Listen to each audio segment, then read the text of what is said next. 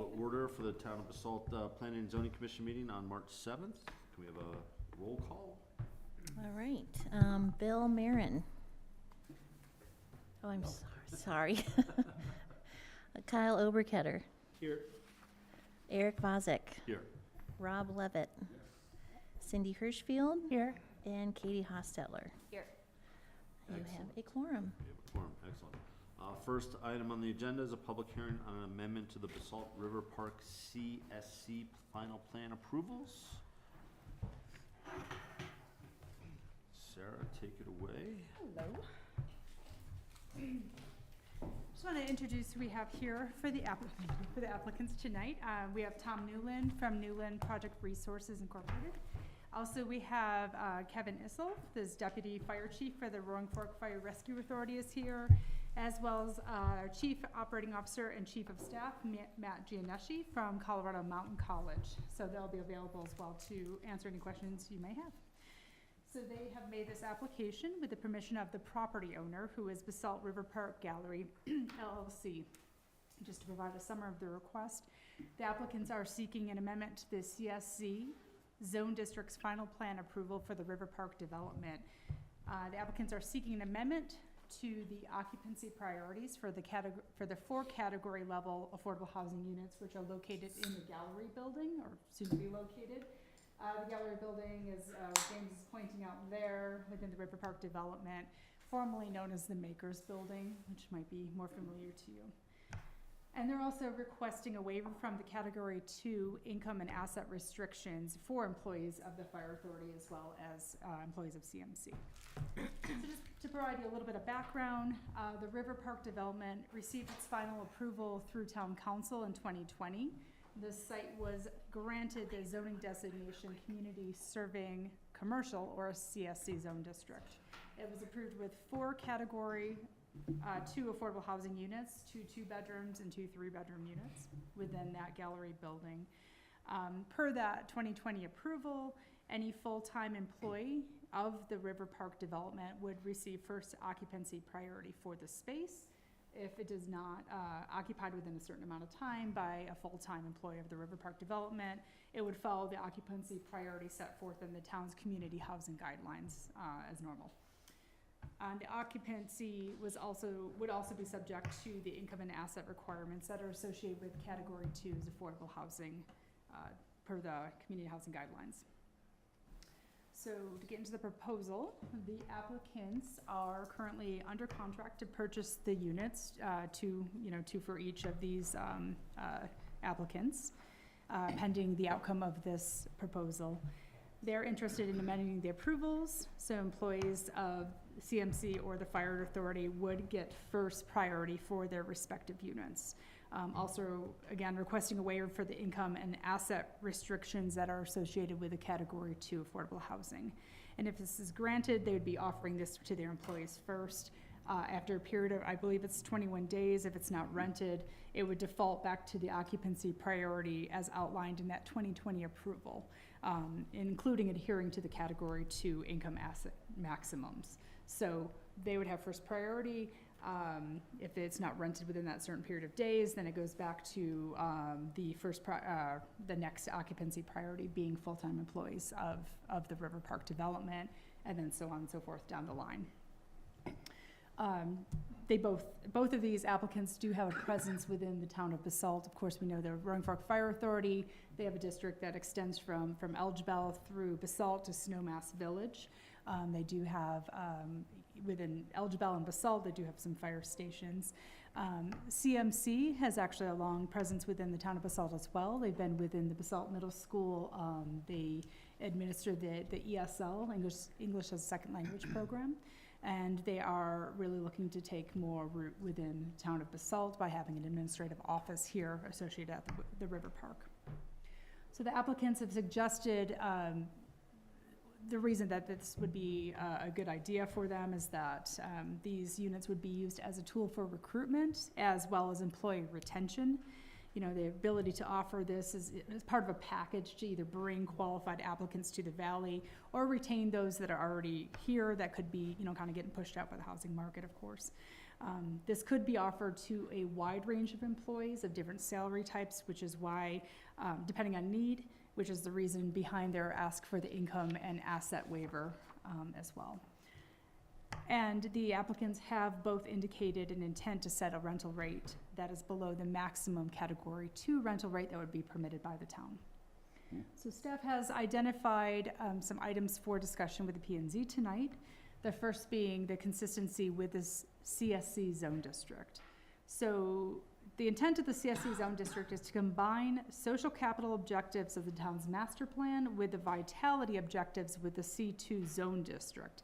And that would be like as a special activity center, encouraging a mix of commercial, residential, public uses that promotes street vitality. So we want that street vitality and those social capital objectives to kind of be married as one. The CSC zone district allows the encouragement of incentives to encourage nonprofit organizations to be able to locate there, including reduction in certain mitigation standards. The applicant's proposal does prioritize housing for the town's first responders who provide essential public services to Basalt, as well as educators who provide a great community benefit by having educators able to live actually within the town. Both organizations are nonprofits, also quasi-governmental agencies, and staff has found this criteria to be met. We looked at the consistency with the 2020 Basalt Master Plan, and we have found the proposal to be consistent with several goals of the Basalt Master Plan. I've gotten into a lot more detail within my memo, and I'm happy to circle back around with those, but just to kind of itemize these. Goal 1.5 has been found to be met, which is promoting all-inclusive education and continuum of learning for all ages. Goal 2.1, which is to provide housing that serves residents across a range of demographic, incomes, and collective needs. Goal 2.4, promote the delivery of community services that meets the needs of families and individuals at an attainable price. Goal 7.1, which is to create a balanced economy of sustainable economic growth that provides a broad range of job opportunities and goods and services for local residents and visitors. And lastly, goal 7.3, which is to make Basalt the model of a mountain community that can compete in the economy of the future. I'm happy to get into any of those if you'd like more discussion. We also offer housing mitigation as one of our points of consideration. We have a section of the code, it's actually 16.16-412. It allows council to assess, waive, or partially waive the community housing mitigation requirements by governmental and quasi-governmental agencies as deemed appropriate in order to support and promote civic uses in consideration of broader community goals. So again, this prioritizes housing for employees of essential public services within the town, does maintain those affordable housing units as affordable housing within the town's inventory, and again, staff has found it meets the community goals of the master plan. Regarding the Category 2 rental rates, the town's maximum Category 2 rental rate for a 2-bedroom unit is $1,855. A 3-bedroom is capped at $2,087. The applicants both have their own method of coming to their rental rates, but their proposed rental rates are below the Category 2 maximum permitted by the town. The tenants would be pre-qualifying their applicants to ensure that they meet those requirements, and the final qualification will be done by the town, so the town would ultimately see those applications. Regarding referrals, BAC, the Basalt Affordable Community Housing Group, was asked to weigh in on this application. Unfortunately, at that time, BAC did lack a quorum, but the members present did review the materials, had opportunity to have discussion with staff as well as the applicants, and did provide a supportive feedback in a work session format. So regarding what this review looks like, the P&Z, you're being asked tonight to review the application, weigh in on it, provide discussion with staff as well as the applicant, and to make a recommendation to the town council, who is ultimately the final review authority in the matter. And staff has included at the end of the memo some representations that would apply to this request as it would be amended if approved. So I'd love to turn this over to our applicant's representative at this time, unless you have any burning questions you want to get in front of staff at the moment. I'm good? Good. All right. Thanks. Thank you, Sarah. Thank you. Boy, you covered just about everything there. Tom Newland, Newland Project Resources. I don't think I really need to say anything other than what Sarah said. If you have any technical questions about the application I put together, we could certainly do that. But I'd like to turn it over to Kevin and Matt to talk a little bit about the purpose and need and why they're at the table here with this request. Guys, come on up. Just stand here? Okay, or sit? All right. There you go. You want me to go first? Firefighters always arrive first, so you should go first. Thank you, Sarah, that was wonderful. Kevin Issel, Deputy Chief, been with Roaring Fork Fire for 7 years. Just a little snapshot. One of my many hats is I manage facilities for the Fire Authority, which is 6 fire stations, and we currently have 17 rental units. So if we're allowed to proceed through with these 2, we'll have 19 total. We have 2 over in Willett, so we already have rental units in town of Basalt. This obviously gets things more closer to downtown. The biggest interest on behalf of the fire district obviously is what I'm gonna call the salary cap, right? Whether it's COVID, whether it's the last few years, salaries have increased because costs have increased, right? And even for us now, a new firefighter paramedic could start in the range around 85,000. So we know those are going to continue to rise. There's nothing we can do as the market drives them. So we're asking for some forgiveness on that end, right? And we do need the ability. We're quite a dynamic organization as far as our needs, and are constantly changing. I think Sarah said it. I mean, we could end up renting a unit to an administrative assistant. We could end up renting a unit to one of our chief officers. We just don't know. It all depends on what the needs. We value our applicants, and we get several for every unit. We look through them and we try to look at what the best needs are for the employees, and then also what's the best impact for the fire district. And it may be that we need a chief officer to live in downtown Basalt to cover this area of our district and also respond up the frying pan. So our needs are constantly changing, and we need to change with them. So I think the essence of my presence here today is that's simply what we're asking for, is a little forgiveness on the salary front, so that we can get more firefighters housing in the valley, which they struggle with, as you all know, is going throughout the valley. We've already had interest in the 2 units, so we're hoping that we're going to be able to proceed through with final purchase. Thank you so much. Turn it over to Matt. Would you like me to go, or any questions for him? You can go, and then we can see what questions for Okay. either of you.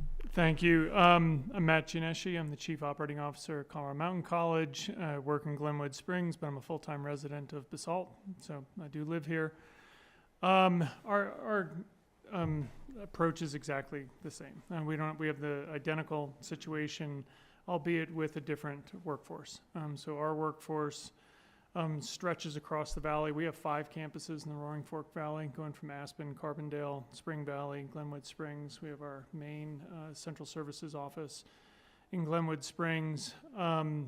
Across all of those areas, we have over 300 full-time employees in this area. And so we're constantly trying to work with housing. We've just gotten into, unlike the fire district, which has been at it for a while, this is our first year in getting involved in affordable housing for our employees. We've just gotten started. This would be our, I think will be our 3rd and 4th acquisitions if we're able to move forward. Most of our not all, but most of our professional workforce come with families, so we are purchasing. This detail wasn't in there. The 2 units the fire district is purchasing are 2 bedrooms. We're purchasing 3-bedroom units, 2 3-bedroom units, which presumes that we're going to bring in families with dependents, and so those income caps become a little bit more challenging when we have a faculty member, probably about the same exact range. We may be training the EMTs for the fire department, and actually we do have an EMT faculty position open right now. That position will be hired almost at that same range, 85-ish range is going to be pretty close. So that's the same difficulty we have, is just not knowing which occupants might be there. The one thing I can assure you is that at least within our arrangement that we've come up with so far, we tried to mirror what the Roaring Forks School District did.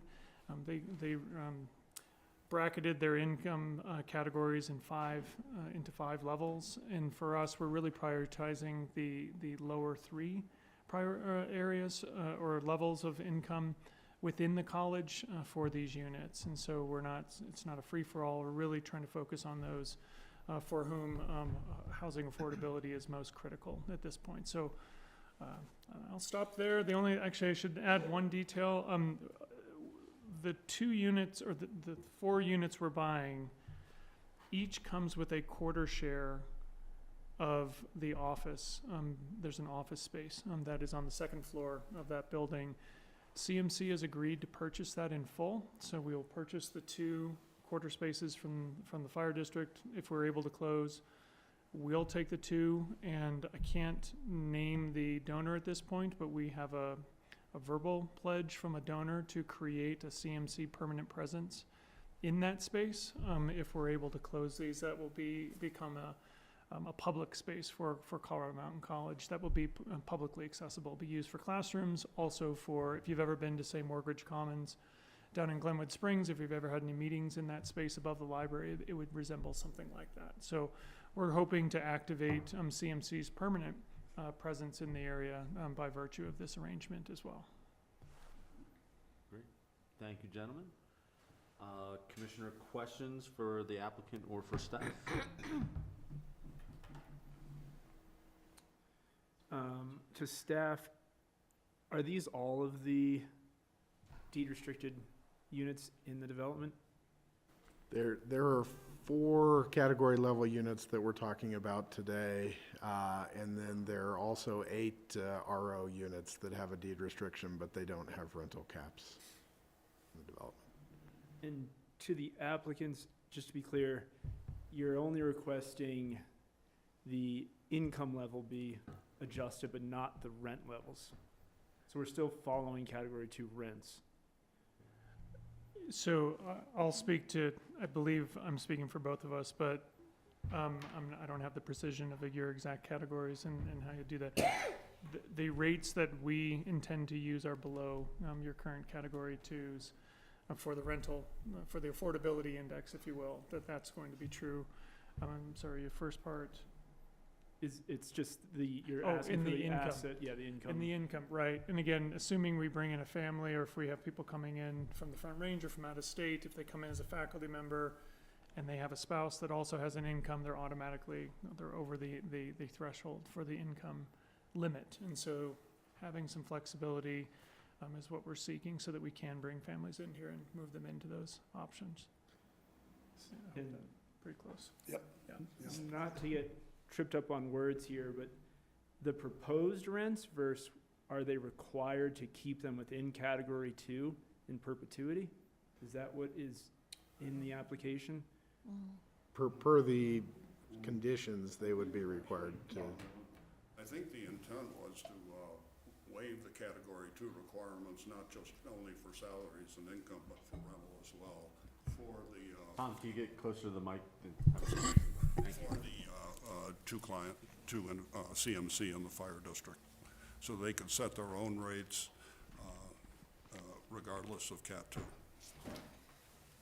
So in the package, it says they're proposing to keep the max category 2 rental rates, and it's saying they have to oblige by what's in the proposal. I just want to make sure I'm clear on what, if you're just proposing to, but 5 years from now, they can bump rates up as high as they want. I just, Yeah, I understand. Yeah. I don't know what you all are gonna do. But. All of our rental rates, and they vary.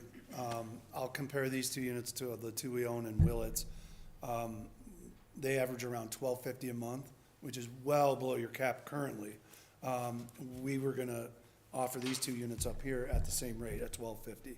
So we're far below the cap. We are way below market, probably half. And that's always been our intention as a fire district, to make it super affordable for our employees. Yeah, we'd say the same. I think the thing that I can't confirm at this because we're so new to it is that wherever things end up in the future and not knowing what those cap 2 rates will be in the future, I think that maybe what we're seeing, I'll only speak for CMC here. CMC would be comfortable saying we will be at or below that amount, and if we need to exceed, we'll come back and request it. But I mean, that's where we are today. I just don't, again, not knowing exactly what those rates might be in the future or changes this board might make, I don't know. I don't want to obligate an unknown. I guess the question stands on what am I voting for? So the conditions that you have in the staff memo are basically as Matt explained, which is that, they will be under the required category 2 rates, but if they need to adjust in the future to go beyond them, that they would come back for an amendment. Mr. Chairman, one clarification that we have both agreed to in the application, if the details there, is should we ever need to lease these to non-employees, then we would follow your existing guidelines exactly. So just know that there's the protection there to make sure that we may have some ways that we're trying to arrange how we're using benefits and other structures and what we're doing internally, but if we need to lease these to the public, then we would follow the exact guidelines of what you have in place. Great. So Kyle, maybe one more little tidbit of clarification there is that, as Matt mentioned, he might have a couple that moves in and they might exceed the category 2 income threshold, but they'll still rent the unit at the category 2 rents. That's correct. So having that flexibility Right. for the maximum income, but keeping it generally at a category 2 rate. Right, okay. Katie? I don't have any questions right now. I do want to say, my questions are, I don't have any questions because I do want to say that the memo itself was an exemplarily complete memo, and I was very impressed with it. So I wanted to thank staff for that. John? Go Rob and then in. Rob, questions? Unusually kind words for Bill, so take it. What time on the tape? So I have 2 questions. The priority is to people that work at River Park. Has they expressed any interest in those units? Well, they're not completed yet, so there hasn't. Didn't stop our friends, so they haven't, but we expect that they would. Most likely, sure, there would probably be some interest, but can't say for sure because they're not complete yet. They haven't been put out yet. Yeah. And I think that Tim did offer these units to Free Range, and they didn't take him up on it. And then, can you explain why we have CMC and the FD here, but not Chief Knott or the town of Basalt interested in those units? Or the school district or any other? I can answer on behalf of the fire department. We just happen to be in a position where we could afford these 2 units. If this was this time next year, maybe we wouldn't have the opportunity. We presented this opportunity to our board, and they were fully supportive. They're like, if we can make this happen, let's make this happen. Because these opportunities for us don't come up that often, right? So that's the fire district's position. We just happen to have the funding available to make this purchase. You said you're new into the affordable housing business. Yeah, our board set aside a reserve amount from last year's.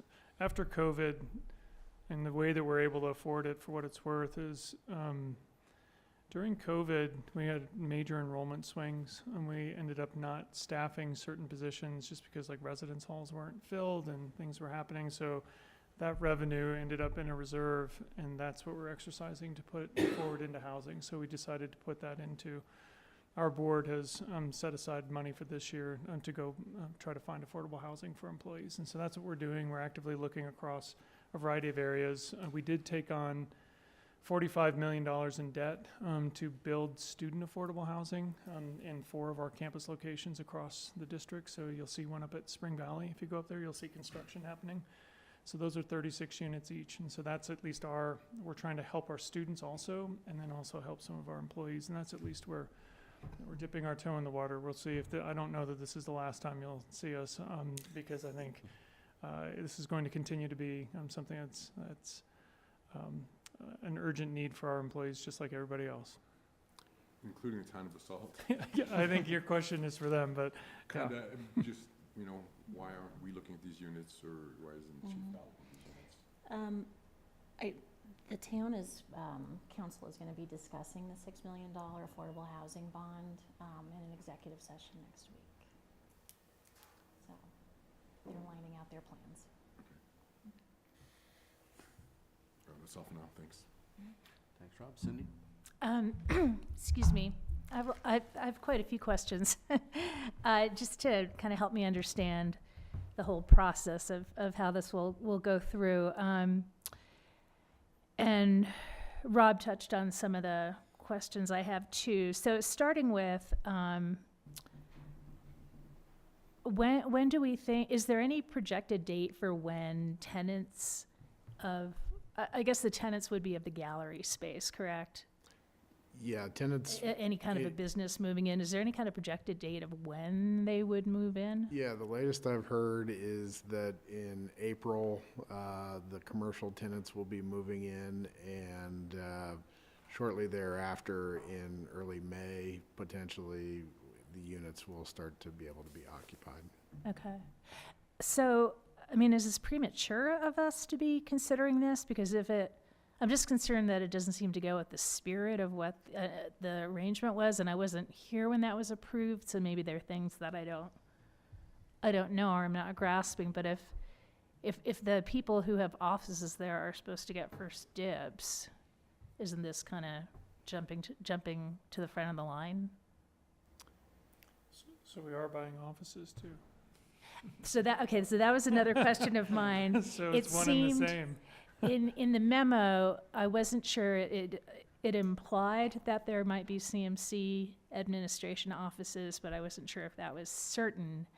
And then is the donation that you just talked about with a commons room, is that separate from what admin offices that you'd have there? One and the same. So the purchase contract says that for each one unit, there's a quarter share of the office that must be purchased with the unit. And so now that we're under contract, each of those contracts has an obligation for office space. It just so happens that the fire district is already present here and doesn't need more office space, and so we agreed to purchase all 4 of those quarter shares and then convert it into a space that can be used on behalf of Colorado Mountain College and the community, but it would be dedicated space, similar to what we have in other communities. And then how is that supposed to work? This might be a question for staff. If it's the organization that is supposed to get priority, would it be employees who are actually in the office there? Like if it's an admin office, I assume that would be different people than your ESL educators who sound like they're the ones you're thinking of for these units. Yeah, I'm not sure how that all goes together.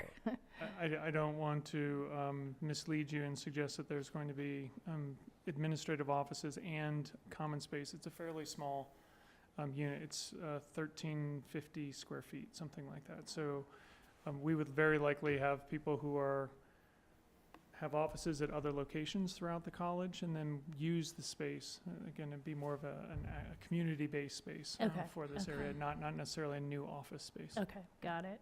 And then was the plan for this all along that somebody else, another employer, would purchase the units and rent them out? Or was it that they would be rented out directly from the development group? What is that arrangement? The development group had the flexibility to either hold on to those affordable housing units and rent them out themselves, or potentially sell them off to one of the entities purchasing in the development. So there was flexibility built in to that approval for either. Okay, so there wasn't a set path going forward. It sounds like it was a little bit vague. Well, there was a little history there that this space was envisioned in part for the art base, Right. and that the Remember units would go that. to the art base. And so, Okay. since they've pivoted, the developers had to figure out other nonprofits that might be interested in the space. Right. And that's sort of the progression of how we've gotten there. We've been through many discussions with many other nonprofits that have tried to be sitting in these seats, and for a myriad of reasons, it hasn't worked on their behalf, so, Other nonprofits for buying the units or getting office space? but These particular units or units in general? these particular units. Okay, and then, let's see, what else I wanted to ask.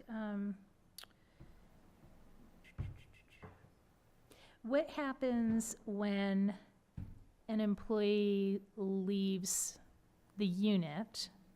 Then does it revert from the beginning where it goes back to the priority based on who's in the building?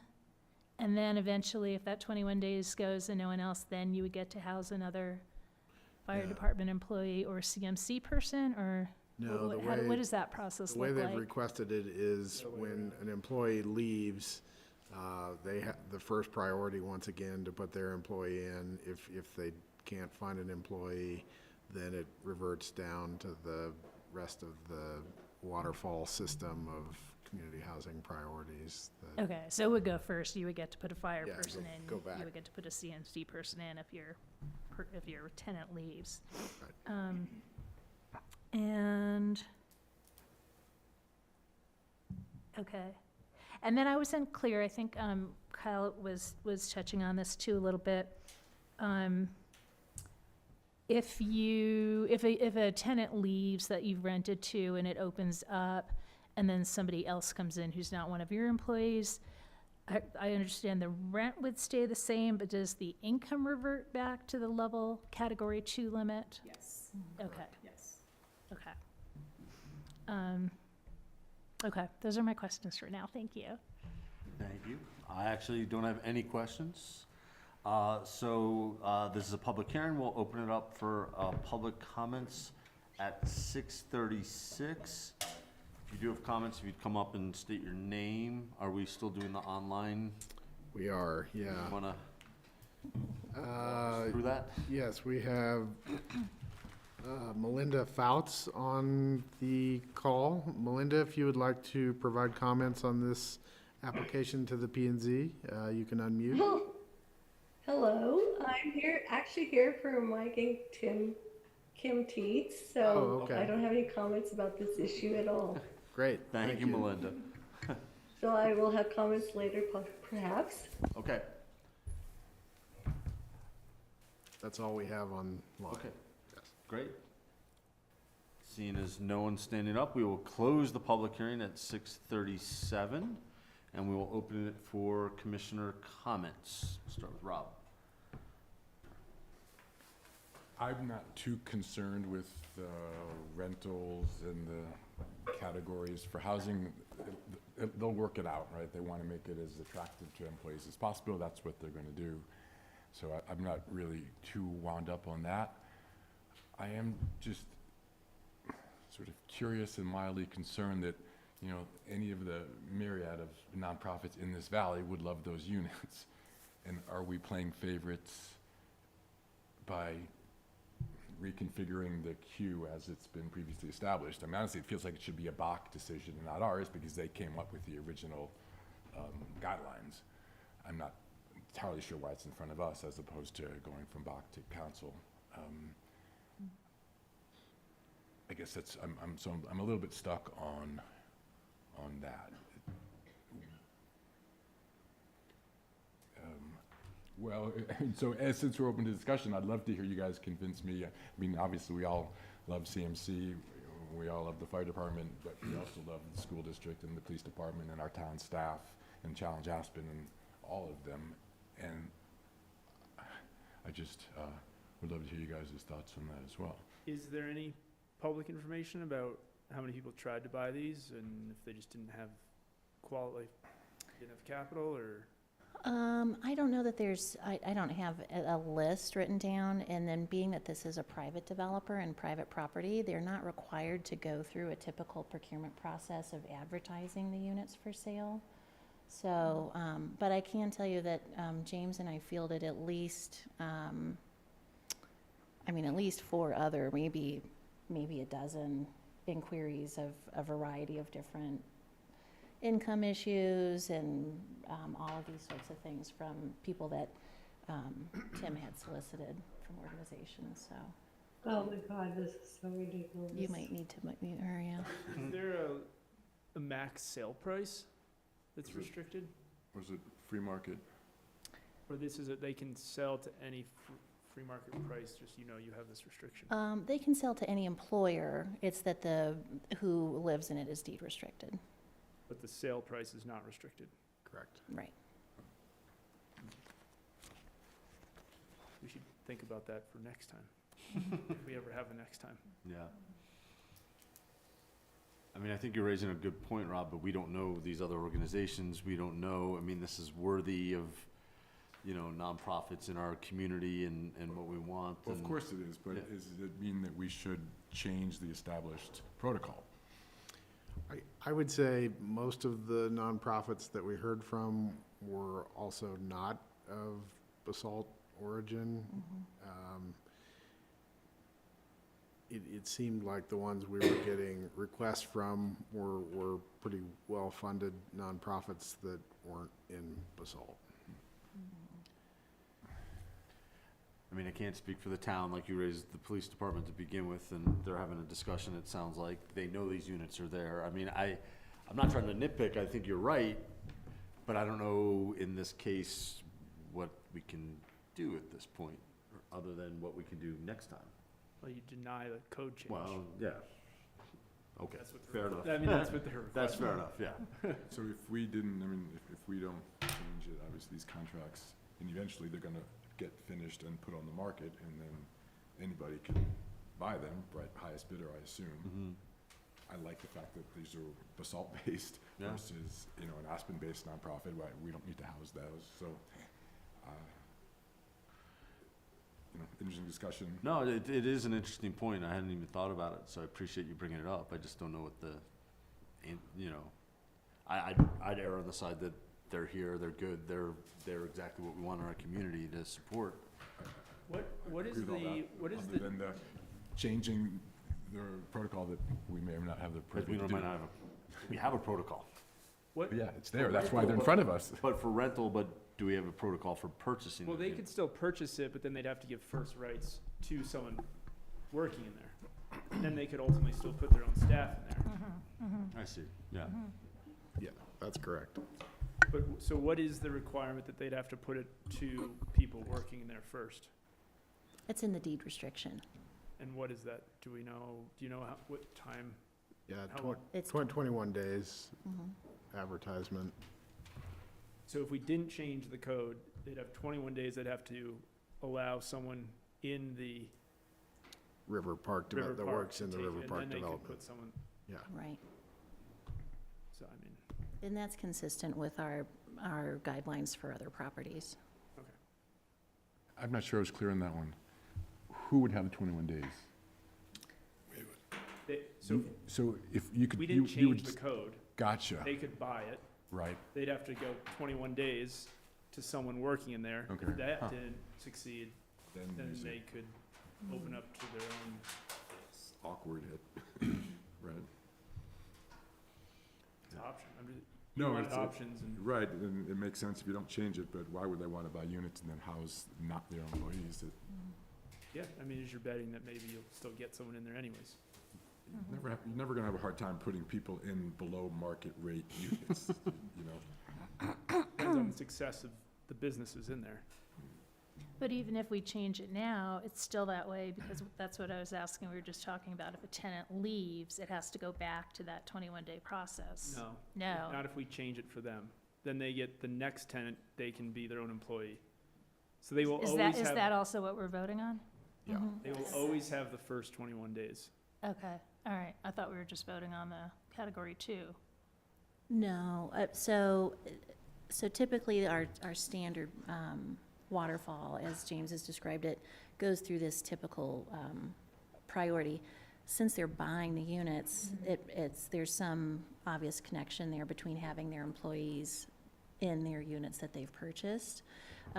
If one of their employees were to leave or move on, they would offer it to another employee immediately. Okay, got it. If, in the odd circumstance, they didn't have an employee who wanted a unit, then it would go down to employees in the river park.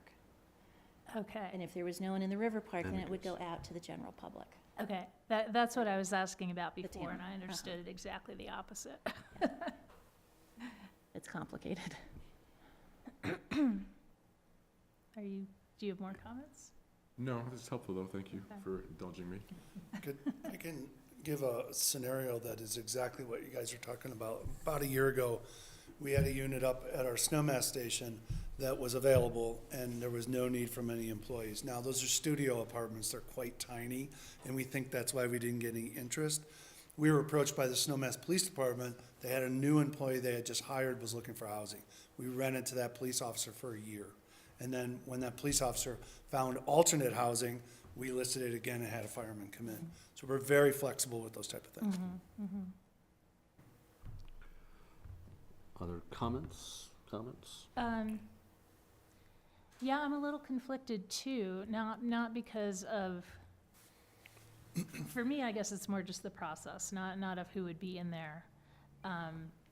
But it sounds like, will these tenant units be ready before people move in with offices? They're supposed to be concurrent, but what I've Yeah. heard is that the units, the residential units have fallen slightly behind the commercial spaces. Commercial, okay. Yeah. I mean, I'm just foreseeing, are we gonna get a case where somebody moves into the office is there, I guess another nonprofit, and they're like, well, but the, approvals said that we would get first dibs on housing for our employees, and, oh, it's already spoken for. Is that gonna be an issue for somebody? You don't think so? The rights currently for amending the PUD are still with the developer, and so, the commercial tenants don't have a say as of yet in amendments to the PUD. Tim can sell them, if a developer can sell them on the open market, he can sell them to anybody. It's not guaranteed to be a Basalt-based nonprofit or Yeah. is that correct? It may Well, they not- first that's need to correct. go to a nonprofit. But it doesn't have to be a River Park-based nonprofit. That's true. Okay, so it could go anywhere. Right. It's but just a that- miss that's- in the initial way of the approvals happened, is Mm, really what happened. mhm. You can't go, and you're not gonna solve that. No one thought of the sale part of it. Yeah, yeah. And then just, this is more of a philosophical thought on when employers are hiring in the valley, but do you think that you're gonna have to go outside of the valley to recruit people to fill jobs, or do you try to look in the valley first? You wanna go first? Yes, all of the above. It depends on the job. Some of as a college, some faculty expertise doesn't exist in certain areas. And so we certainly hire the vast majority of our employees are local. That is by far. And most of them are already with CMC, frankly. So adjunct faculty get hired in full-time faculty positions, part-time staff get hired in full-time staff, and so it's a constant cycle. We have across the college probably 75 vacancies right now, and so those are just always being filled at any given point. We have 1,500 employees across our 7-county region, if you kind of think about it that way, and so we have people moving from other, they're local, but they may be in Breckenridge, and then they want to move over, and so we sometimes have that. But the vast majority of them are local. The one that I would say is most commonly out of area are faculty positions. So people are bringing expertise or coming from another college in another region, they come to us. So that's the one where we would normally see that. Okay. What about with fire? When we have openings, we typically post statewide.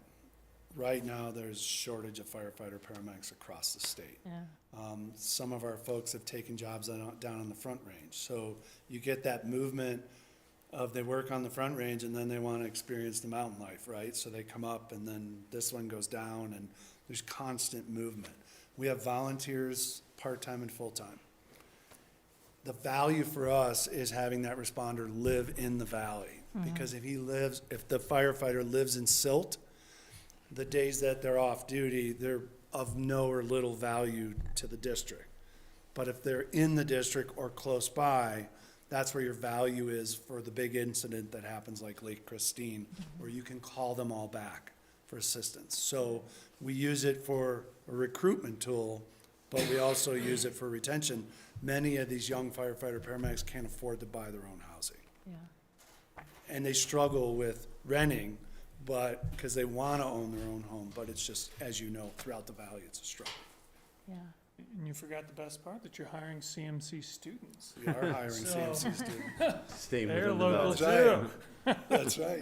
That's a great point. Thank you. Okay, thanks for clarifying that, because I'm personally of the mind that, we should, employers here should make every effort to hire local, since we're already so tight on housing. We can't house the people we have, and it seems like we constantly hear about people moving more people in, and it's just this cycle that builds on itself, so, Right.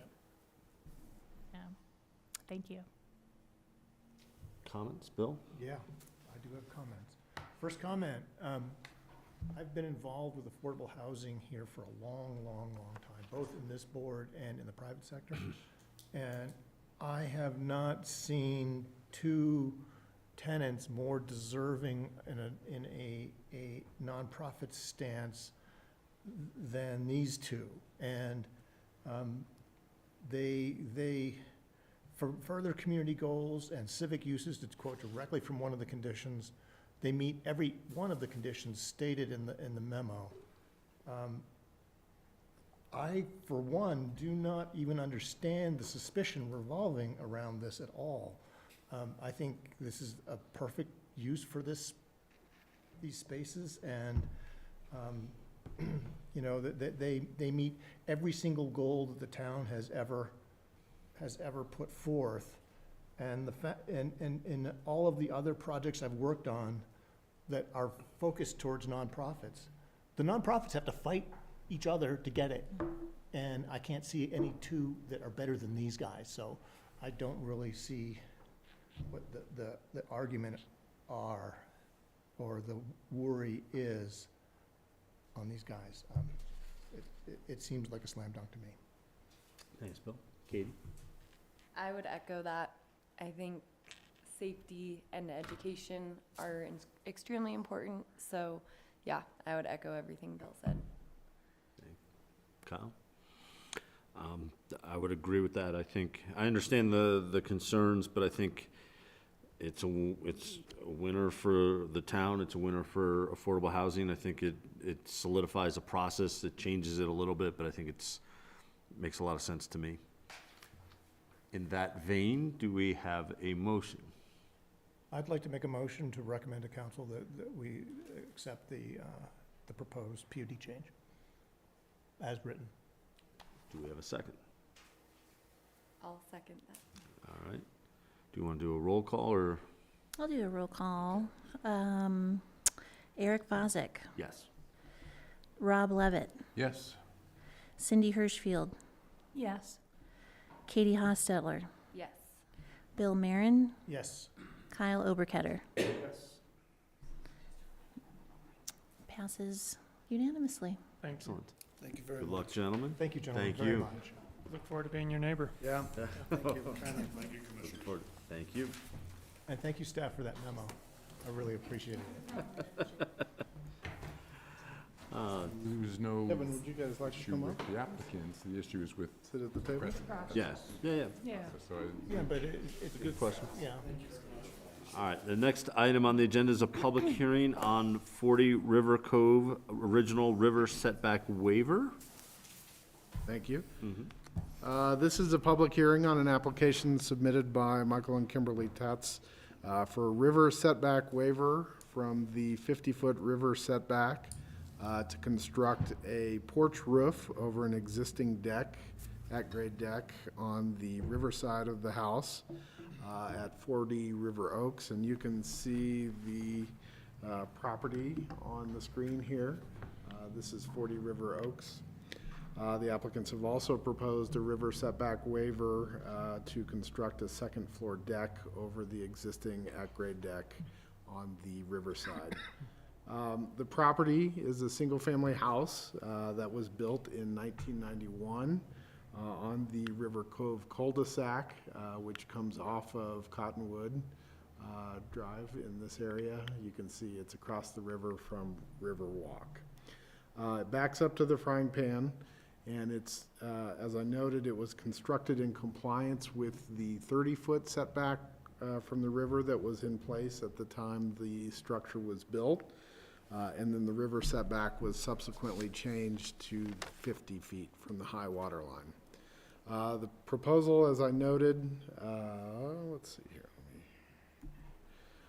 is to construct a porch roof over the existing at-grade deck. This is existing, as well as a second floor deck out of the master bedroom.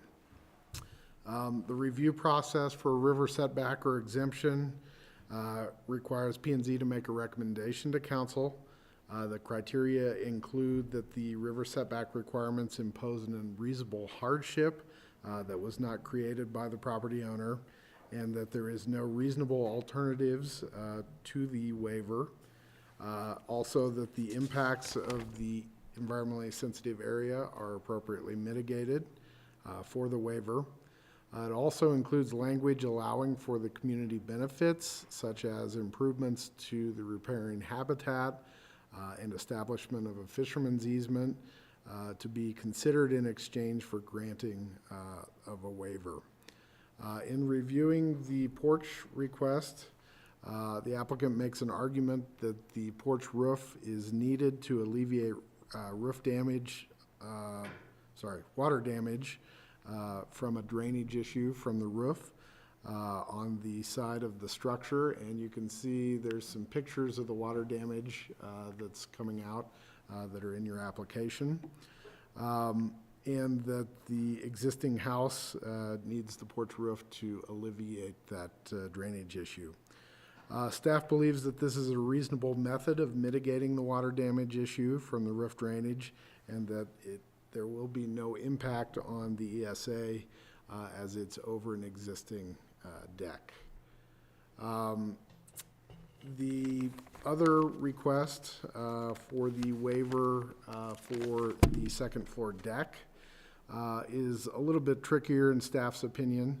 Staff recognizes that it wouldn't harm the native vegetation on the stream margin as it would be located over an existing deck, but staff doesn't think the deck requires a waiver to alleviate a hardship. That said, as it's noted in your staff memo, there is language that allows for community benefit in exchange for a waiver.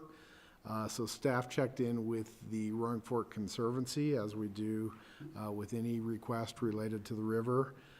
They suggested that the most community benefit could be to change out the bluegrass that you have in the backyard area of the house and replace it with a turf that is a low water fescue turf. And it's similar to the turf that was provided in the library area, which was changed out this last year. It looks just like grass. It's much more low water than your regular bluegrass. And so that could be one option for community benefit. Or alternatively, the Conservancy indicated that there could be additional native plantings that could be done on the riverside in the backyard to replace some of the bluegrass. So staff has included a couple of alternative conditions that the P&Z could add if you're inclined to approve of the waiver for the second floor deck and you believe that there's a need for community benefit in exchange for that waiver. The first one is 4A, that's highlighted in yellow in your packet, and we've got it on the screen. This would require a landscaping plan to be submitted and that there be native plantings done to replace some of the non-native bluegrass in the backyard, so that could be one option. Or the 4B condition, that's an alternative condition you could add, would be that they would replace it with this turf-type fescue turf that's a low water usage. So those are considerations that P&Z could evaluate. This evening, staff would suggest hearing from the applicants and then taking public comments because it is a public hearing and providing P&Z discussion. Staff has included some draft conditions for consideration. They include requiring a construction management plan indicating that materials won't be stored in the ESA area on the backside, and that the applicants pay any development fees. It also requires vested rights of 3 years, so that they would have to construct the deck within 3 years, which is the vested rights time period. We have Kevin Michelson with us this evening, representing the applicants. Kevin, do you have some comments for the P&Z or discussion? Well, thanks for having us. We appreciate you taking the time. And that was a fine summary of what we're asking for here. We're just kind of trying to cover an existing deck with a roof and a deck. So it's a pretty simple request. With respect to the community benefit and the native grasses in the area, I just wanted to point out the first 15 or 25 feet currently has a lot of native grasses now, and it's something Mike and Kim did when they built the house in '91. They were told, hey, you know, keep the native grasses there so that the flies can grow and the fish have something to feed on right next door. And so that's something that they have. It's not necessarily common up and down the river in the neighborhood. And so they would entertain the idea of swapping out the grass to fescue. That's fine. But they've certainly put forth an effort already. And I think that's probably the extent of what we need to say. Thank you, Kevin. Thank you, James. Commissioner, questions? Is the deck being rebuilt? No, we will, we're hoping to reuse the foundation for the deck for the upper level as well, the new roof. So no additional foundation work? Hopefully not. We need to get a structural engineer and verify that what's there can hold the new roof in addition to the deck. More than likely, it'll be okay. Is it? Cindy? No questions. Bill? It looks like, from what you're showing, that there's no increase in the footprint. Is this true? Yes. Okay, that's my only question. No questions. Kyle? Nothing. You answered my question about what the homeowner would be most interested of the two alternative plans there. So we will open it up for public comment at 7:01. If you're here in the facility, you can come up and state your name and where you are. I know we still have Dr. Fouts, it looks like, online. Yeah, Dr. Fouts, if you'd like to unmute and provide your comments to the P&Z, that'd be great. First of all, I don't see a problem with this, and Sorry to interrupt, Dr. Fouts. Can you tell us where you live, just for the record? okay, so I live in Missouri Heights, but I own a building right on the river. Perfect. And I'm right next to the Taylor Creek Fly Shop. Thank you. And I look at this issue with Mike and Tim Keats, and I look at all the homeowners across from the river. I look at myself. I look at Taylor Creek Fly Shop and the Tipsy Trout. And we're all right there. And this is an issue for all of us. Like the man across the street, across the river. This setback impacts any potential for anyone to sell their building and for someone to build something new. And I'm concerned that this is, as much as I want to support Mike and Kim, we are all in the same boat that if there was any new construction, most of us would be in the street or in the parking lot. And I'm concerned that there should be some grandfathering in of the existing owners, because right now, if I wanted to expand my building, which I don't, I love my building, I can't do anything with it. And there's no potential for growth. The last hearing was about potential for growth. And right now, Mike and Kim are just trying to do something to improve their structure. And if any of us want to improve our structure, I don't think you guys want us coming piecemeal to you over and over and over again to get an approval to improve our structure.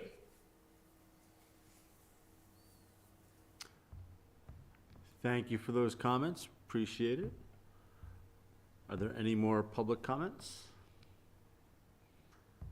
I don't see anybody else, so we'll close the public hearing at 7:04 and open it up for commissioner comments. Kyle? Nothing. Katie? Bill?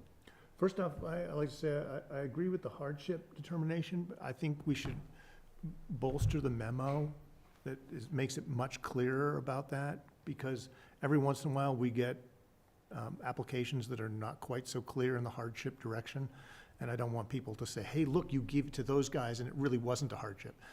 But I agree, in this case, it is because of the past change and the river setback. I also want to say that by adding this to that side of the house, frankly, it makes the house look a whole lot better. You know, it's kind of a blank, flat stucco wall, and this kind of gives it a lot of ins and outs and some variation in depth. So it's actually, you know, and this is the part that people can see from the town of Basalt, so I think it's a welcome thing to do that. As far as the alternate conditions are concerned, I personally think 4B would be one that would be applicable as far as the hardship problem as far with the second floor deck. That would mitigate that, I think, in a reasonable and non-intrusive way. I hope other people would agree with me on that one. And also, I think that a construction management plan is very important. Cindy? No comments. Rob? Yeah, I assume that we require a letter from the HOA? Not in this circumstance, no. Really? We'll have to get HOA approval. To get a building permit? That's correct, Yeah, but not as part of the development application process. No, but essentially the HOA would have to sign off on the improvements. Okay. And then my only concern is construction is messy, and if you're only 30 feet from the river, it's just, it could be problematic. So I don't exactly know what our construction management plans entail, but I would hope that there's filters to keep debris from going to the river and fencing and all that kind of things. And I hope it's monitored and checked during construction, because we can, you know, one rainstorm at a construction site turns to a mess and everything flows to the river. Town code will require that anyway. Yeah. So, but yeah, it also, that construction that close to the river requires it too. Does the Corps of Engineers have requirements on this? Only if it's in the floodplain, which it's not.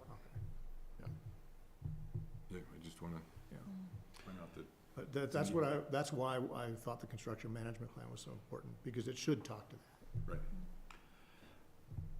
I agree on what you're all saying. I agree. And Bill, I would echo you on 4B. I think that's an appropriate kind of aspect. And I agree too that, you know, to make this very clear that this is a one-time use of this and not we're setting a precedent, you know, for people to come in with hardship applications for changes. Yeah, over the past, we've seen a lot of kind of squishy hardship Of applications. course, we're setting a precedence, aren't we? No, but it's a legitimate hardship. It's not, they didn't create it. Right, but So- anybody else that's at 30 feet. Oh, now- Well, yeah, but yeah. if they have the same exact thing, then it does set a precedence for them. But I'm talking about people who were like, you know, it was They bought it more- with the 50-foot setback already, and yeah. It's a hardship of their own creation, and we've seen those. and we don't want to see that. Staff does have to identify that we do evaluate every application on its own merits, though, just But this for the help, this record. helps that. For the record, yeah. Oh, I know you do, but I just want to bolster that one thing, because we've been really strong about that through the years, and I just want to make sure we stay that way, about the hardship part. Great. If no more comments, do we have a motion? I'll make the motion. We recommend approval of this with condition 4B. Do we have a second? Second. Kyle seconds.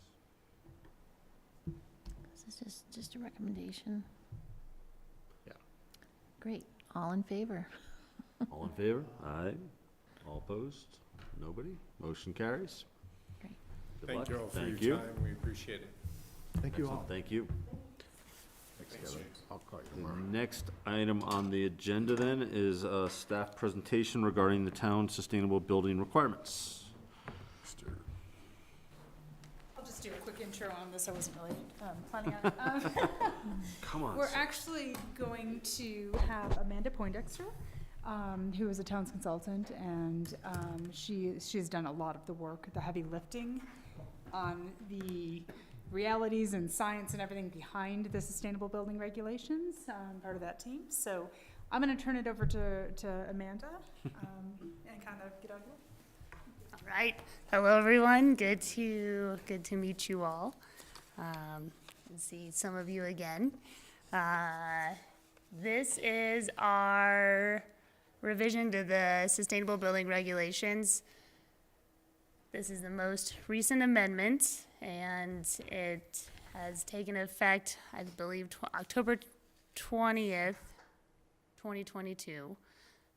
So we're working for our first kind of, we've only had a couple new plans submitted that are under this right now. But as a summary, basically the town of Basalt and the sustainable building regulations some of these items are above code, and the above code items include our checklists for each project that is subject to the SBRs. You have to hit a certain threshold. You have to meet a point threshold in these checklists. And if you don't meet that point threshold, there's a fine assessed. But obviously, we try to get the project to comply rather than paying that fine. Also, with this new amendment, we are requiring HERS ratings for all new construction that's 2,000 square feet or over. A HERS rating is basically a home energy rating. It's a mile per gallon on your house, and it assesses the project's, the whole system before it even gets built. So it really gets you to gauge how much you're going to spend on utilities for the extent of the mortgage. And with that, we are also requiring mandatory on-site renewables. Some solar will be required to get to the HERS rating, at least for the residential projects, but that's not on top of this mandatory solar requirement. And also, we're trying to incentivize all electric building, because if you're all electric, you can replace that energy usage with renewables. So if you are building an all electric building, that requirement is less of a threshold. For remodels, we're trying to get those to be more efficient. So we require an energy assessment on all remodels, levels 2 and 3, which is basically anything but a like-for-like replacement. And those are offered free through CORE, so it's just a simple, first thing to go through. We're also requiring that some of these remodels get tested for air leakage, and that if they're affecting anything on the thermal envelope, that they're able to increase their decrease the air leakage and throughout the remodel. Also, for very large buildings, we don't quite have any, we don't have a lot of them. But they basically will have to go through an Energy Star portfolio manager and enter in all their utilities, and that's the start of benchmarking for these buildings. It's very similar to what the city of Aspen is requiring. And we also, we've always had, or we haven't always had, but we've had our rent fees. You know, that's been in the ordinance for a while, but we have added a lot of items that weren't addressed in the original fee schedule, just to take care of some of the new exterior energy usage that we're seeing with kind of increased fireplaces outside and maybe more snow melt, larger swim spas maybe, and we have a spreadsheet that was made for us that's similar to other jurisdictions in the valley that really makes it easy for people to see what the fine will be or what type of on-site renewable they need to offset that exterior energy usage. Next, please. All right, and then this ordinance amendment, We talked about this at the beginning of February. This was actually adopted by way of resolution, so it's an aspirational document, and actually not part of the Sustainable Building Regulation Ordinance. okay, thank you. Thank you for the clarification. And it basically, this is our map to net zero. How do we get to net zero? And we're gradually ramping up the amount of renewables as well as the amount of natural gas that would be allowed on a project. For new construction. Sorry, for new construction. And these are just some flow charts that go through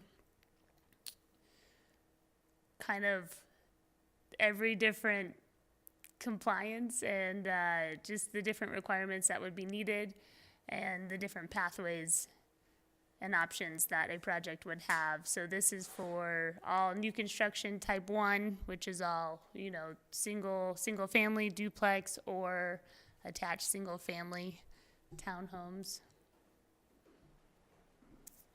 And yep, okay, and then this is for type 2, which is all non-residential mixed use townhome, and that is non-single family as well as multifamily.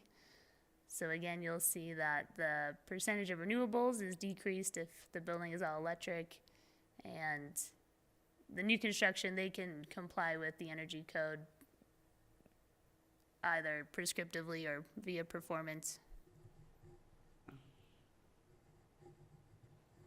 For the remodels, it gets a little, it's not complicated, but there's a lot of different steps or triggers in a remodel and extents of a remodel. So this will capture how big the remodel is or how small it is and what would be required of it.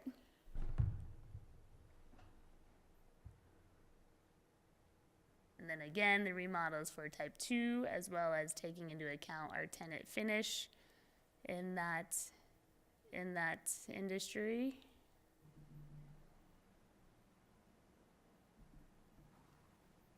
So that is all I have. I can go into more details, but I guess, do you guys have any questions to start? Yeah, I have a question. I have been involved with some affordable housing projects in Pitkin County, which when they started applying the newer IECC regulations to multifamily affordable housing projects, they just used residential standards, which was really hard to meet. Say, for example, you'd have like a blower door test on a apartment building, but they're all small units because it's affordable housing. And the blower door test results applying to the HERS rating, they couldn't meet them because they were assuming it was a house, which had a much greater ratio of exterior to interior volume. So they could never pass the blower door test. So as long as there's a facility in here for multifamily, especially affordable housing, because to make an affordable housing unit meet a HERS rating of 40 is almost impossible because of things like that. So you have to understand that the dynamics is different for different types of buildings.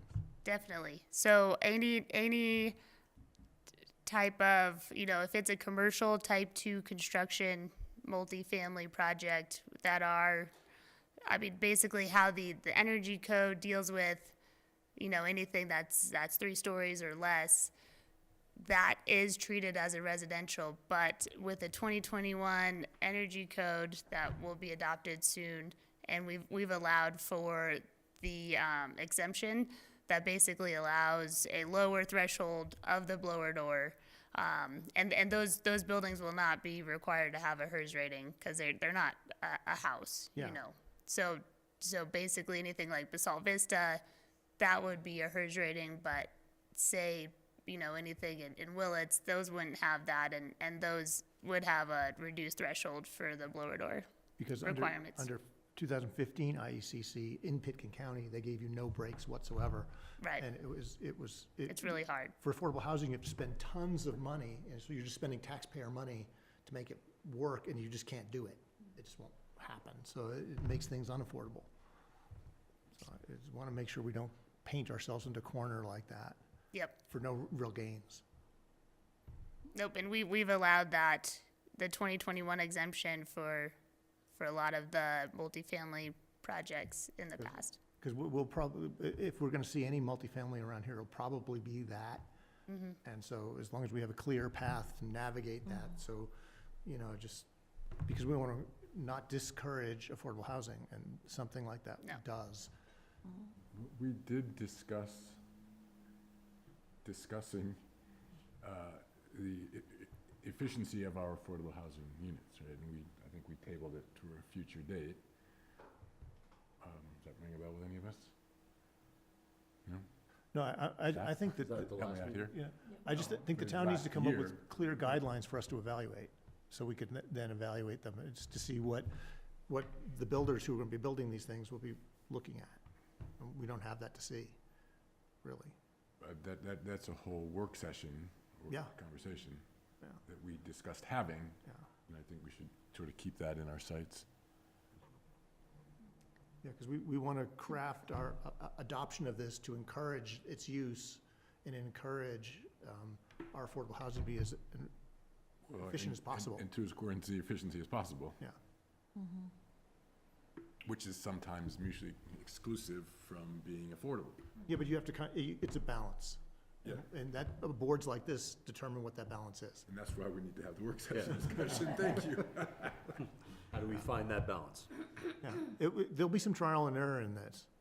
But we have an expert now. Yeah. Correct. And it would, the type 2 multifamily is definitely held to less of a threshold than any single family construction. So, As long as the threshold is workable, then that's great. yep. Isn't it We're type seeing 2 it. more impactful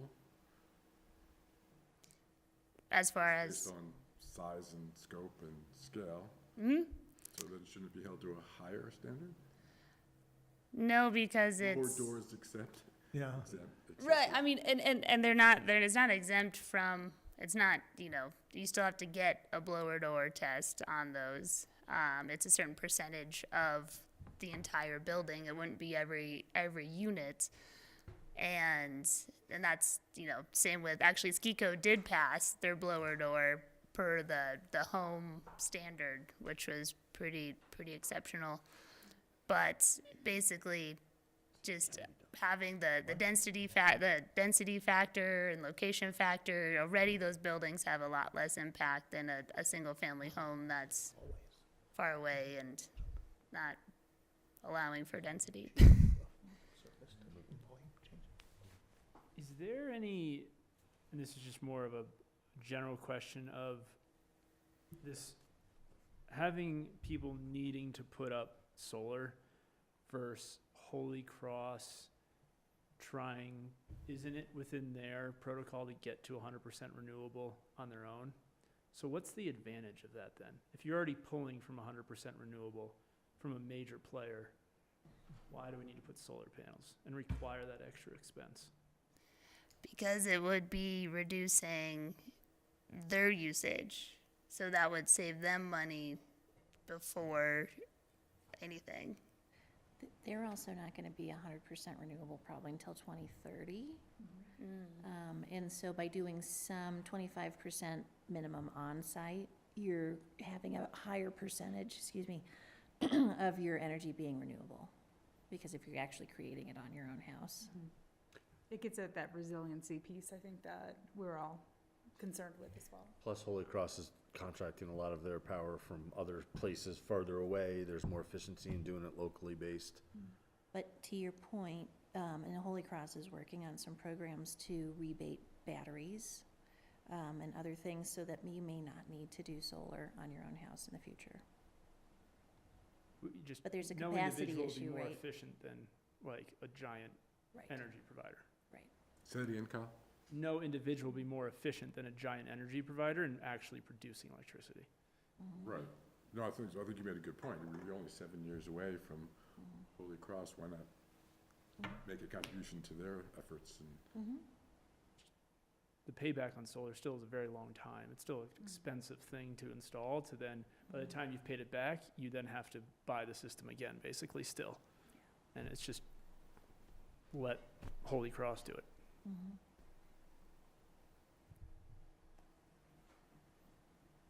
You could, but there are a bunch of rebates, especially in this valley, that decrease the cost of the solar and make it a pretty viable option for a lot of homeowners. you guys gave me an estimated 10% cost of meeting these requirements in a single-family home. Is that including the rebates or exclusive of the rebates? So That was inclusive. I asked 2 weeks ago what we thought their overall expense would be 5%. to meet these. 5? It was 5%, and I'm pretty sure that was inclusive of rebates.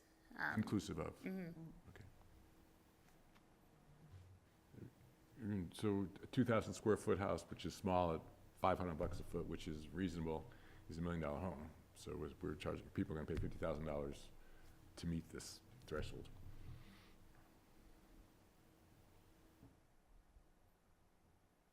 So the requirement for battery backup is just to be backup ready, right? It's not requiring actual battery backup. Correct.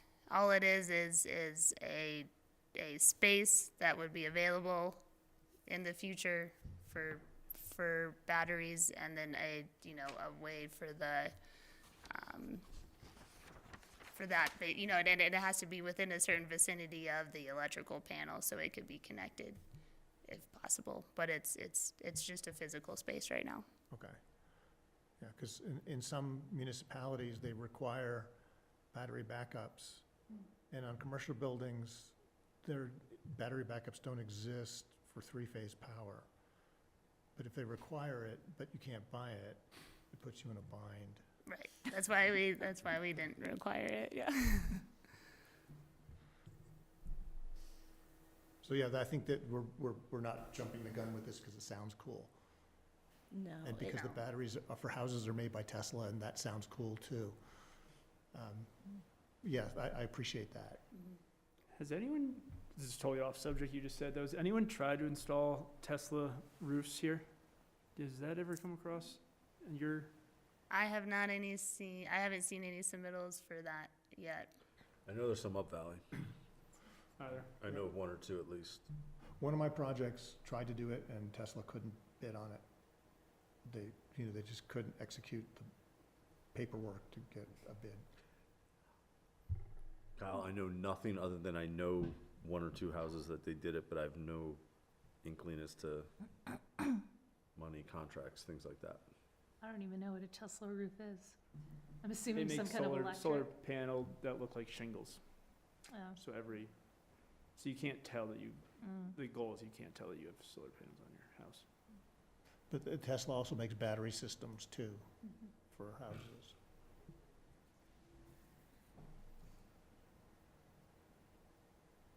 Otra preguntas?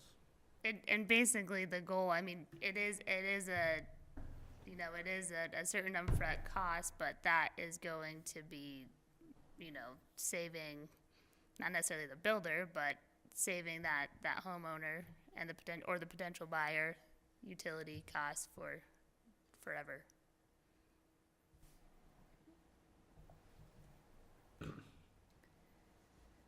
So, just for you guys to be clear, these amendments are gonna go to council again in the near future. Probably not on Tuesday, but we'll talk about that. I had a little hiccup with our consultant, not Amanda. And so this first version was adopted, as Amanda noted earlier, in the fall. We have since been living with the code and have seen some text corrections, some calculation corrections, and just some cleanup items in there, nothing substantial. So you may see it come up again on a future council agenda, but it's largely cleanup. On a future town council agenda, we won't see it. No. You actually provided a recommendation on February 7th, I believe it was, something around there. After I gave this same spiel, that we missed some periods and commas and some formatting issues. And just some electrical language that we're just going to omit and leave up to the NEC, which is the National Electric Code. That's it. We have no action on this, right? No, because it's building code, not land use code. I'm sure you want us to bring lots of building code back. It's riveting. For some of us. For some. I spend too much of my time with it already, so I'm happy not to get into the weeds. Very good. Thank you, Amanda. Thank you, Thank everyone. you very much. Thanks. Yeah. Commissioner comments, staff updates? I'm just staring at this rug and thinking, where's the logo process at? Bill, Can would you see the sleeping dinosaur in there? Can anyone see the sleeping? I know where it is. Yeah, you know where it is. Would you see it upside down? You're looking upside down, yeah. You might, but it'll become clear as day when you leave and you stand over here and see it, I think. So Bill was kind enough to join the logo committee meeting on Monday night, where we've had 9 designers submit proposals to work on the logo. We narrowed it down to 7 who had properly submitted, and from that, the committee ranked the submissions and got down to 2. Were any of them local? They're all local. Okay. That was a requirement. Okay. They're all local. So we're down to 2, and I did see an email that at least one has accepted to move forward, and I'm sure I presume the other one will as well. That means that we'll see some drafts of their suggested logos sometime late March, early April. So, and that process is on letstalkbasalt.com if you're super curious about more details. Okay. It's strictly a council item. It is, and I think that what's, the way it's being run is that all of the, most of the boards have a representative, but then we'll be asking everybody to go on to that Let's Talk Basalt to vote, rather than having individual voting sessions, so. Will be interesting. Maybe it'll be a new dinosaur. I'm not seeing it. You're gonna be impressed. Any other updates from, I have a ton. Okay, here we go. You guys are probably aware of this project out here known as the Lightning Bolt. That is a sanitation district project, different from the town of Basalt. It's moving along on schedule, as painful as that traffic impact is at the moment. It should be wrapped up at the end of this month. There is an overnight closure coming up where the team will work overnight from, I think, 6 p.m. to 7 a.m. Because they'll be working at the 4-way intersection and literally in the intersection. So they'll work overnight so they don't impact traffic all day long. Neighbors have been notified about that. And so when that project ends, is about when the Midland Streetscape project will begin. And that project will start over here on the spur and be contained to the spur from March until mid-June. And then it will continue to update you as it goes. And again, updates on that are found on letstalkbasalt.net if you're not already signed up or have your email on there. And exciting news, we're getting our summer Wednesday night concert series lined up. So those will start over in Triangle Park because the band shell will be being constructed this spring and into the summer, but we will be having concerts there mid-July through August. So that's super exciting. And we're looking at possibly extending our concert season to the end of August. Historically, it's ended after the first week of August. The post group is super active right now. We're moving forward with procuring a new playground for Albany Park, that next phase, so that may come back to you guys as an FYI. We're just getting ready to write the RFP to go out for proposals for that playground. The skate park near the library will be demoed at the end of this month, and a new skate park will be installed in April, so that's also exciting. The Willits Lane plan, an RFP will be going out for that in the next 2 weeks. So we'll keep you updated on that, lots of public outreach. And then my last two updates, the green team is, I think we've mentioned this to you before maybe, but pursuing e-bike rebates. Staff has met with a couple of the retailers in town, and there's a lot of momentum for an event or two that include education, safety, maintenance, those sorts of things, and even possibly matching the town's rebates. So looking forward to promoting some commuting on e-bikes. Lastly, you may start seeing in the next month lots more communications and sort of marketing type materials from the green team on climate action initiatives and steps going forward on where we're going, and just kind of general information on rebates, where to get rebates, easier channels to get rebates, and redoing our website so that all of those things are hopefully in one spot and easier to get, because right now if you're chasing any rebates, there's 29 different paths you can go and get lost on. So that's going to be a big task to take on, but we're going to start it. So that's the scoop. Farmers Anything market else, for the James? summer? Yes. It's gonna be, It's going to be right over there on the new spur. That's right. It's happening. Did I see right, the Stottsville, the second building's starting to go Second out? building starting to get qualified for the affordable housing units in there. Are they and for lease sale? up. That did go out, I can tell you, to the district. I don't know who's Yeah. interested, but. It went out to the district, and there's been quite a bit of interest. Basically, all the first two building worth of affordable housing units have been all Basalt employees, which is great. Is there sales, not rentals? Those are all rentals. Yeah. Other items of note, we did receive the response application for their special review with specific design. So that's out for referral right now, and so P&Z will probably see that in April.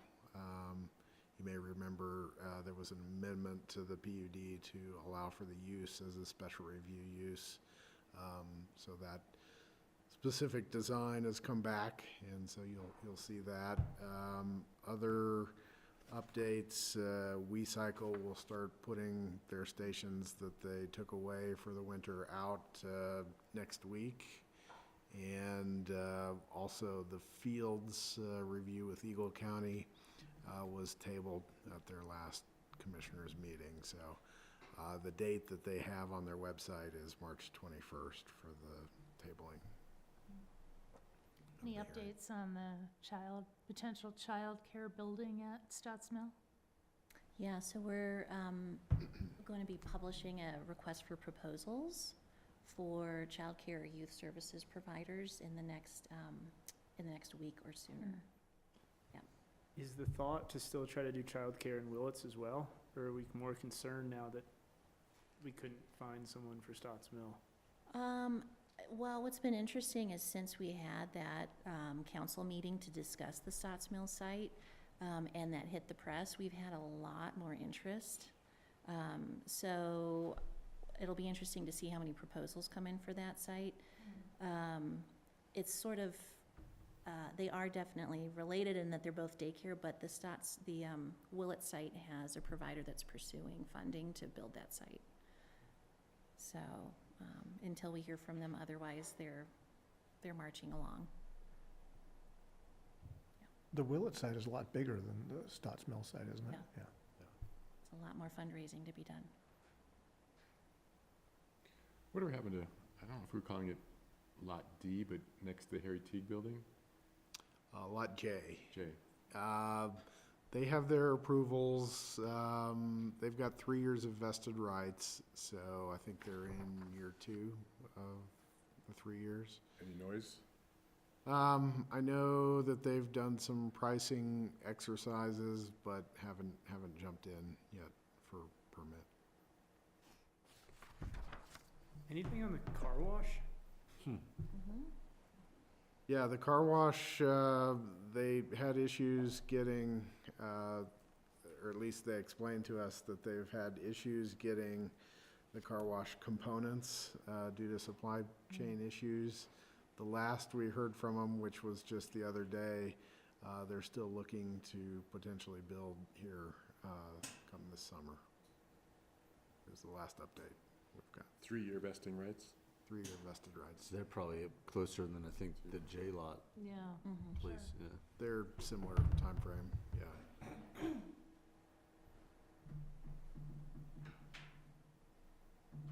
Anything else? Do we have a motion to adjourn at 7:40? Motion, second. Cindy first, Bill second, all in favor? Aye. Meeting adjourned.